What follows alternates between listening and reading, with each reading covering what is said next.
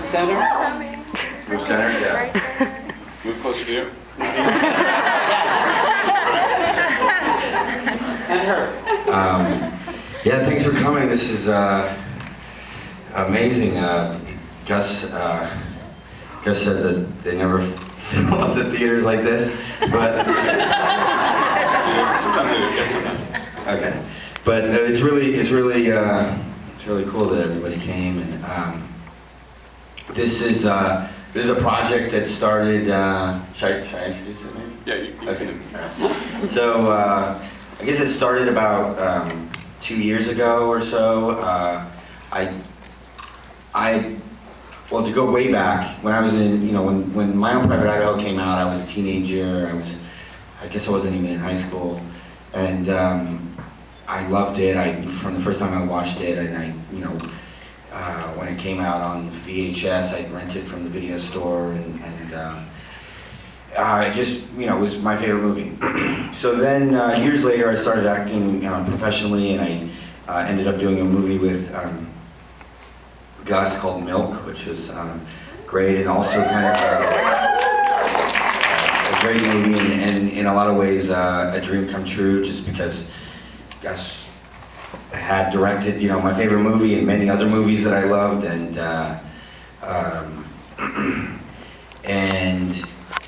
I guess the way Gus tells it is, we'd met before, yeah, we'd met before, but then we met on Milk for the role of Scott Smith, and then go ahead. Oh yeah, that was interesting because James came for a meeting to talk about Harvey Milk and Scott Smith, and then what we were planning to do when we made Milk, and we talked for 2 hours about My Own Private Idaho, and nothing at all about Harvey Milk, which is, significant amount of gay history, and so we left that for later, and we talked about it. So I was sort of struck with this new information, because I had known James from earlier, maybe 10 years earlier, in Hollywood, and had never known that he really, was so interested in My Own Private Idaho. And so with that information, later after we had made Milk, and we were doing a fundraiser here at the Erling Schnitzer concert hall with Milk. We needed to get, it was going to help us to get somebody in the movie, one of the actors in the movie, Sean Penn perhaps, to be up here. But Sean, I was afraid might have difficulty with his schedule and so forth. And James, I had something to lure him up here with, which was the outtakes of My Own Private Idaho, which I think were very important after talking to him for 2 hours, or even actually, it was just at that point I didn't even know you had the outtakes. You lured me with a tour of all. Oh, just a tour. I was going to use it for later, the outtakes, for some other fundraiser. But so eventually I showed the outtakes to James, and that's where he came up with the idea. Well, first what he said was he wanted to digitize all of the outtakes, and there's about 20 hours, I think. More, probably 25. Of the outtakes. So I said it was going to cost a lot of money, and then James fashioned a way to pay for it through Gucci, which was which was they underwrote it as part of basically an art project, which is ostensibly what you're seeing is it's like an art gallery right now, and we're here presenting a piece of art, and it showed. It was originally for the Gagosian Gallery, a showing in February, and.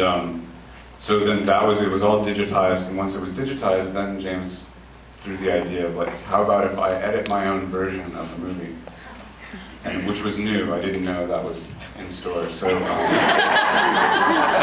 you did, and then before I saw it, I remember you also just took about a month or two to edit, which was really fast, and James sent it to the office, and in the office, my two friends and assistants, one of whom was Scott Green, who had been in My Own Private Idaho. They had watched it first before. I think I asked them to watch it, just to check it out. And I was assuming it would be pretty, iffy. And then they said, no, it's pretty good. And so when I watched it, I was prepped. And thought, oh wow, so it's like actually, in some ways better than the original, in its way. It's a little, I mean, all the dirt's there because the original transfer is scratched up and stuff like that. But it was also what you kept, because Gus, normally, Gus made it in 99, and it came out in 91, and so they were cutting on film, and I guess, I'm from the age of digital editing, but the way I understand it back then, the editor would get his own copy, but it was kind of a slightly degraded copy. It wasn't the best version of the film, right? But that's what you had. So that's why there's all this, kind of dirt on it and scratches. But in a way, it kind of adds to it, I think, right? Yeah, I mean, it's like a first light print, word print. Yeah. But the colorist is like sort of as it went by, he tried to work with it. But it was pretty well preserved. That was another reason to do something with it, it was well preserved. And so, in my head, there were a lot of reasons to do this, but also a lot of, to me, it's very delicate and precious kind of material for a lot of reasons. Personal reasons, it's such an important movie to me, probably my favorite film.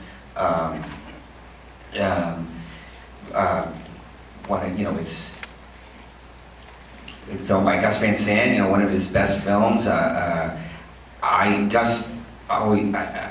We have kind of like chronology disagreements or something, but it seems to me like it was, a very important movie for the new queer cinema movement that came, very soon after. But maybe you say it wasn't an influence on it. I don't know. I think it was, it was definitely one of the first films that explored, this kind of subject matter in such an honest way. And then also it's has River Phoenix in giving his best performance, in my opinion. And so for all those reasons, I was very cautious and respectful, and when dealing with this material, and the fact that Gus allowed me to work with it was something that was really almost hard to fathom. And so and in a lot of ways it felt like I almost had to justify to myself my working on it, although for a lot of reasons, because of how valuable the material was, but also because I was an actor, cutting someone else's material. People might get weird about that, and the material is, itself. People, might feel very loyal to the original, and so I really wanted to present it in a way that it didn't seem like, this was in any way trying to compete with the original, or was trying to be, an entertainment in the sense that it would be like somehow a failure if it didn't go out and sell, a million tickets. That it was very important to me that we present it like kind of an exploration, and so that was one of the reasons we presented it at an art gallery originally, and then at the PS1 Museum in New York. But also there's My Own Private River, which is the actual first project that James had recut from the original outtakes, which has its own sort of retelling of the story. But then there was also like over the last year requests that James sent me for other material, like um, early screenplays that I had written that were used to make My Own Private Idaho. It was kind of a collage of 3 different screenplays that were refashioned to make one story. And one of the earlier screenplays was called My Own Private Idaho. The other one was called In a Blue Funk. And another one, I can't remember the title of it, but one was just Shakespeare. And one was about just Mike Waters. And then My Own Private Idaho was actually about 2 Mexican-American kids that were sort of on the streets. They were just characters that were downtown Portland. And it was about a 28-page outline for what they also went. They traveled to Spain. So there's the 2 Portland street characters traveled to Europe.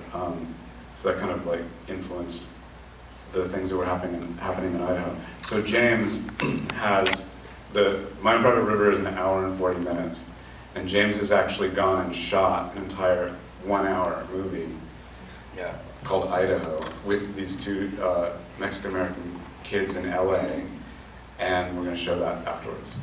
Yeah, I didn't want to they're separate projects, so we didn't want to make it seem like, oh, you had to sit for 3 hours if you didn't want to, but I guess the way it worked out, we had 2 theaters full of people that were,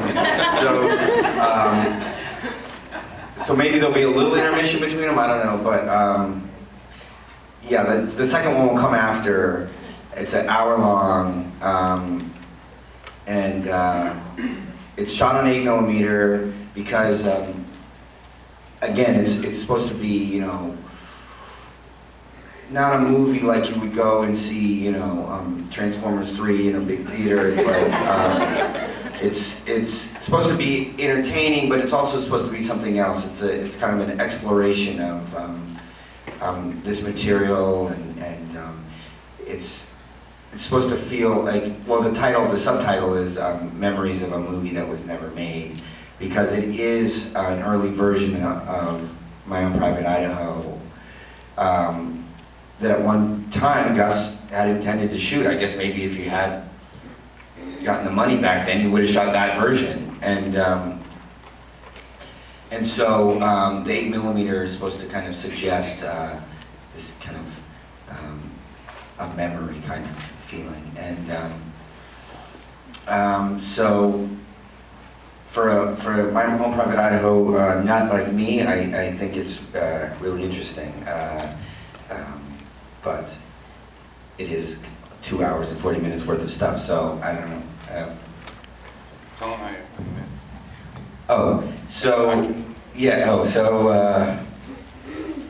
so Gus, Gus, I guess I've never seen this. Yeah. The Idaho.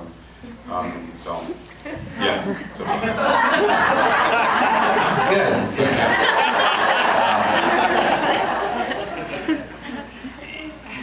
As Gus said, you know, he had been thinking about the material that eventually went into his version of My Own Private Idaho for years, and actually I think it goes farther than even the 3 scripts that you cut and pasted together. Before Gus came to Portland, he went to the Rhode Island School of Design in Rhode Island, and then he moved to Hollywood and lived near Hollywood Boulevard. And as far as I know, Gus can correct me if this is wrong, he was thinking about a film based on some of the younger, you know, street kids that he saw living in LA. And then actually, maybe even you had something to do with City of Night, the book City of Night? Yeah, I was writing a script about people that I had seen living, or just, you know, in places that I went on Hollywood Boulevard, say, like, just to like the post office or the street. And it was really just, it was a kind of a Times Square filled with all kinds of homeless youth. That I had an apartment, I was outside of that, but I could see everybody, and I kind of tried to fashion a fictional account with not much knowledge, first-hand knowledge. And then I read City of Night by John Reishi, which part of it takes place right on Hollywood Boulevard, and I realized that there was this other work that was so vastly superior than anything I could actually accomplish that I just stopped. Until later, I sort of rekindled the project in Portland, like 10 years later. And then, so it was, and then you'll see in Idaho, if you watch it, there's two characters that in a lot of ways resemble the characters that River and Keanu eventually played in My Own Private Idaho, but in this they are younger and they're Chicano characters. And I guess that was partly based on two people that you knew that you were going to cast in the movie. Yeah, there was Ray Manji, who had acted in Malanoche, an early film, and he had a cousin named Little George that together I had met them, and they were just characters. So with these characters and actors in mind, I created a story that they could play in, a fictional story that didn't really have to do with them or anyone. It was just made up, and was never made. So they're old, they're older now. That was over 20 years ago, so I couldn't use the guys that Gus had in mind. But I got the son of this woman I knew in LA, and he had never acted before, and his name is Milan. And I thought, well, that'll be good, because originally in My Own Private Idaho, Gus had intended the Mike and Scott characters to be played by, I guess, non-actors, or at least non-actors of the stature of River and Keanu. And so I thought, okay, we'll go back to that kind of approach. And he got his friend Sage to act in it. And so I thought I had these really green performers, but it turned out, and I really didn't know this, but it turned out that Milan's mother, Yvette, is very good friends with Leonardo DiCaprio. And Leo is, I guess, Milan's godfather. So he actually coached these two guys in his performances, and I guess he gave them this advice. I didn't know, while we were shooting, I didn't know this until the end, that they should know their lines, and they definitely did. They knew all the lines, and they gave like great, really great performances. Well, understated performances, but really good. And I guess that was had a lot to do with Leo. And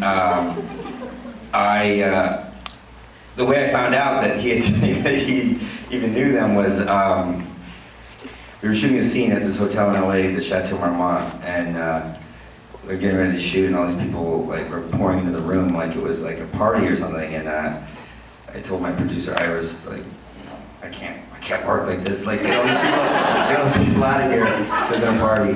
And so I look over, and Leo was there, in his hat, and he's getting kicked out. And he was, coming to watch his godson act for the first time, and so I felt really bad. And then I went outside in the hall an hour later, and he was out there waiting, and I just felt horrible. But I want to give him a lot of credit for working with these kids, and they did a great job. And I guess I see that piece also kind of falling in line with this project as a whole, because Gus's script, was a compilation of 3 scripts, but it goes back even farther than that. One of the big things, one of the scripts was based on Shakespeare, but actually inspired by Orson Welles' film Chimes at Midnight, which was a compilation of all the Falstaff material from the Henry IV plays. And so it was interesting to me to see all these steps of kind of inspiration, or where Gus was looking to Orson Welles, Shakespeare, and then Shakespeare's basing that on English history, And so I thought, well, it might be interesting to kind of fill in one of the steps that eventually led to My Own Private Idaho, and not in a way where like we just present this early draft of one of the scripts that maybe, you know, people will kind of glance at, but actually realize it in some form. And so that led to this hour-long movie. So. Any questions? Yes. Hi, Katie O'Grady. I wanted to thank you guys for bringing this to the Hollywood Theater, because that's great. What was sort of your inspiration after you premiered it to come back over here, and will you be showing it again, and then will you be working together again? Yeah, we work together again. Not after this.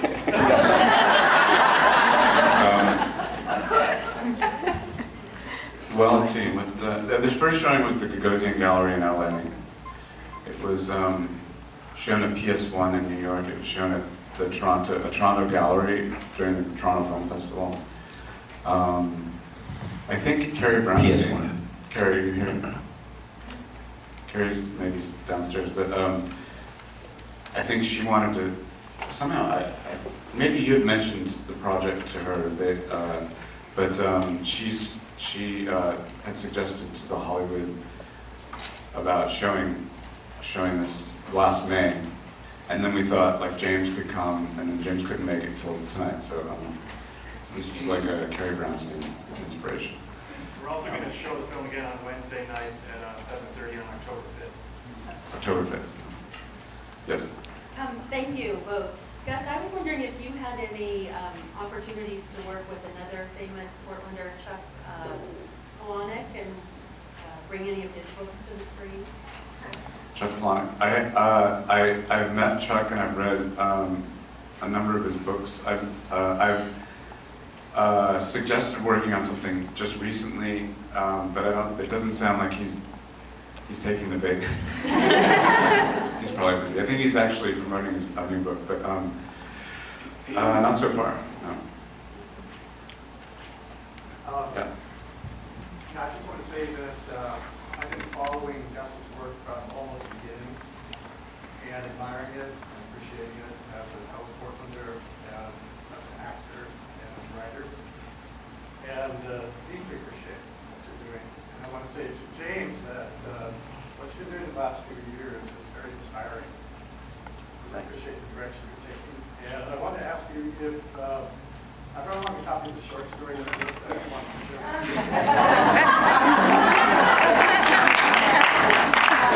Sure. Great. Good idea.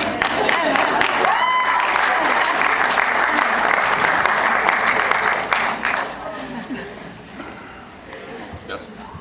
I was wondering if either of you can talk about River's performance, and I know it really inspired this whole. Yeah, I mean, he was at the time, well, before we made the film, James was saying earlier that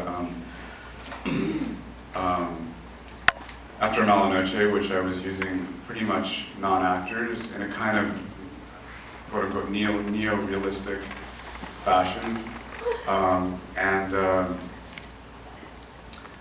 Drugstore Cowboy I was intending to do that in the same way, but after showing Malanoche, I was able to like work more in Hollywood, and that was better. It got a bigger budget, and all of a sudden like needed established actors. So we were working that way and wanted to go back to non-actors with Idaho, and then we thought maybe we should just check with our favorites. And River was one of them, and Keanu was the other. And so we asked them independently. And really, we're intending the two characters, like River to be Mike, and Keanu to play the Prince Hal-based character of Scott. And they both said yes. So it sort of changed our game plan, so it was no longer like local Oregon actors. And it was like, he was already this sort of amazing actor, had done Mosquito Coast, and after Stand By Me was sort of his breakthrough. But yeah, talk about his performance. I guess, Ethan Hawke. oh God, no. The thing about River that when I started acting, I guess the thing that always stands out for me is he seemed to kind of make every role his own. And there was something Gene Hackman, I think, said about a different actor, Jack Nicholson. I guess like Gene Hackman had been up for One Flew Over a Cuckoo's Nest or something like that, and then when he saw Nicholson's performance, he thought, I would have never thought to do it that way. And if you read the book, and it's not, it's different. And what Nicholson did is different. He kind of made it his own in a way. And I always felt like that's kind of what River did. Like when I watch his performances, it's like, wow, how did he ever think to do it that way? Or how did, it was just something he had that would enliven and expand every role that he did. So and I kind of and I sort of feel like it's something I wouldn't even try to do. Like when I get a role, like I try and serve the movie and what I read, and I wouldn't know how to capture what he was doing. But it always feels like there's just something more that he's bringing to all the roles, and especially in this role. And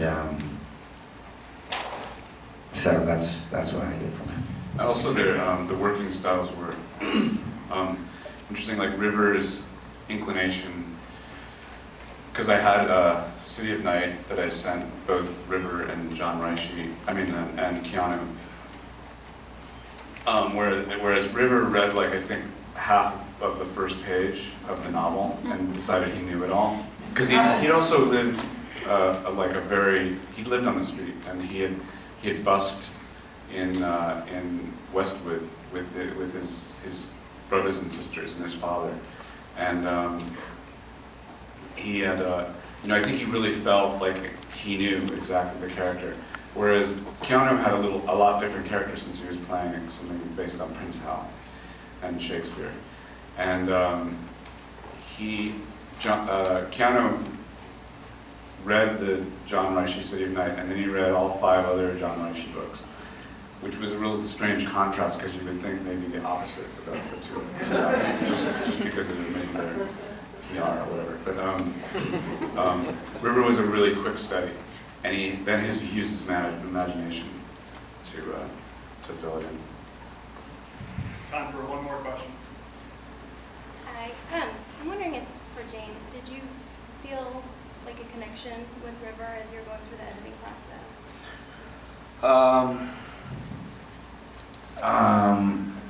Yeah, I mean, I don't know if we talked about it in this Q&A, but like when we got the material digitized, it wasn't a done deal that like I would get to work with the material. I had to, that was like a big, it was a hard thing to ask Gus, but I finally worked it up, the audacity to ask him, and he agreed to let me, have my own copy of the material and to work with it under the proviso that if he didn't like it, he would never, we'd never show it to anybody. And I think that's what he thought was going to happen. He said, yeah, Dave, that's probably, we shouldn't show anybody. But when I got the drive with the material on it and then put it into Final Cut,